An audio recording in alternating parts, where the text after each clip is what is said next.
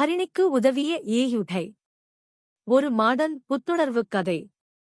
AI என்ற artificial intelligent உதவியுடன் தன் திறமைகளை அசத்திக் காட்டிய ஹரிணி எப்படி தன் தோழி சாயிலியை விட முன்னேறிக் காட்டினாள்? தெரிந்து கொள்ள ஆவலா? கதையை கடைசி வரை கேளுங்கள், உண்மை புரியும். இது ஒரு மாடர்ன் புத்துணர்வு கதை. சென்னை நகர் வேளச்சேரி பகுதியில் வசிக்கும் ஹரிணி ஒரு சாதாரண பட்டதாரி. தன்னுடைய நண்பி சாயிலி சமூக ஊடகங்களில் அடிக்கடி வெளியிடும் வெற்றிக் கட்டுரைகள், வெளிநாட்டு பயண அனுபவங்கள் மற்றும் பிரபல இன்ஃப்ளூயன்சர்களைப் பற்றின கட்டுரைகளை எல்லாம் பார்க்கும் பொழுது ஹரிணிக்கு ஒரு விதமான பொறாமை தாக்கம் ஏற்பட ஆரம்பித்தது. நான் அவள் கூட இருக்கிறேன், ஆனா எனக்கு மட்டும் ஏன் இப்படி ஒரு லைஃப் கிடைக்கலே என எண்ணம் ஹரிணியின் மனதில் பொறாமை வளர்ந்து கொண்டே போனது. சாயிலியின் பதிவுகளை பார்ப்பது ஹரிணிக்கு ஒரு பழக்கமாக அல்லாமல் ஒரு வலியாக மாறியது. ஒரு நாள் ஹரிணியின் மகிழ்ச்சியான காலை பொழுதில் சாயிலியின் ஒரு வாட்ஸ்அப் மெசேஜை பார்க்க நேரிட்டது. அதில் hey, I got selected for a fashion show in Dubai என்றிருந்தது. அந்த வாரம் ஹரிணி சாயிலி கூட பேசவே இல்லை. மனதில் பச்சை விஷமாக பொறாமை நுழைந்தது. தன்னையே தப்பாக எண்ணும் அளவுக்கு இழிவுபட்ட உணர்வில் வாடினாள். அந்த இரவில் அவளது பாட்டி பழைய குடும்ப ஆல்பங்களை பார்த்து கொண்டிருந்தார்.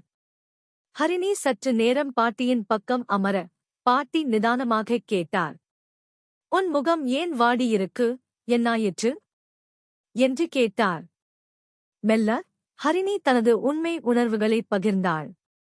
அப்போது பாட்டி சொன்ன வார்த்தைகள் அவளுக்கு விழிப்புணர்வை கொடுத்தது.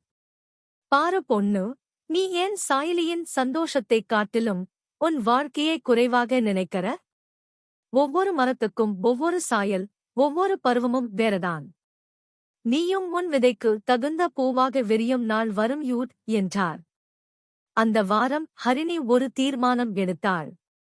இனி சாயிலியின் வெற்றியை பொறாமையுடன் பார்க்காமல் ஊக்கத்துடன் பார்ப்பதற்கு தன்னை தயார் செய்து கொண்டாள். அவள் பின்வரும் செயல்களில் ஈடுபட்டாள்.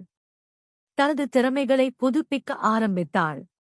ஆன்லைனில் ஏஐ பயன்படுத்தி தனது திறமைகளை வளர்த்துக் கொண்டாள். முன்னேறிய நபர்களைப் பார்த்து பொறாமை கொள்ளாமல் இருக்க கற்றுக்கொள்ள ஆரம்பித்தாள். சமூக ஊடகங்களில் ஒப்பீட்டை குறைத்தாள். தனது சிறிய வெற்றிகளை அனுபவிக்க ஆரம்பித்தாள். மாதங்கள் கழிந்தது. ஒரு நாள் ஹரிணி தனது இன்ஸ்டாகிராமில் ஒரு புதிய வெற்றியை பகிர்ந்தாள். Completed my first freelance design project for a US best startup. Sayali அவளுக்கு ஒரு மெசேஜ் அனுப்பினாள். I'm so proud of you, Harini. You inspire me in new ways now. அந்த தருணத்தில் ஹரிணி உணர்ந்தாள், பொறாமை என்பது ஒருவரைச் சாய்க்கும் நிழல் மாதிரி. ஆனால் அது நம்மை தக்கவைக்கும் வரை மட்டுமே.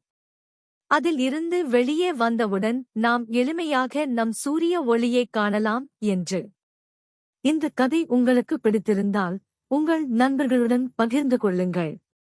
மேலும் இது போன்ற புத்துணர்வு மற்றும் நீதி கதைகளுக்கு மறக்காமல் லைக் செய்து சப்ஸ்கிரைப் செய்து கொள்ளுங்கள். நன்றி, வணக்கம்.